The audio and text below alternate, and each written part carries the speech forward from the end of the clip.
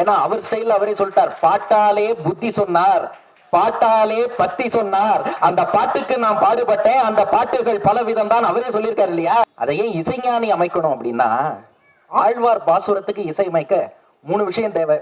ஒன்று சிறந்த இசைஞானம், 2வது அர்ப்பணிப்பு, 3வது ஆன்மீக பலம். இந்த 3 உள்ள ஒரே நபர் யாருன்னு நான் சொல்ல வேண்டாம். அவரோட இசைஞானத்தை பத்தி அடியன் சொல்லணுமா? அவர் எவ்வளவு பெரிய இசைஞானி என்பது அத்தனை பேர் உங்கள் கரகோஷங்கள் அதுக்கு பதில் சொல்றது. அவர் எவ்வளவு பெரிய இசைஞானிங்கிறது.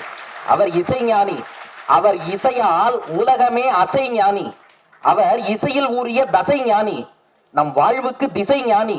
பாட்டை உள்ளத்தில் பதிய வைக்கும் பசை ஞானி. பாட்டோடு தெய்வீகத்தை பிசை ஞானி. நம் உள்ளங்களை ஈர்க்கும் புவி ஈர்ப்பு விசை ஞானி இந்த இசை ஞானி.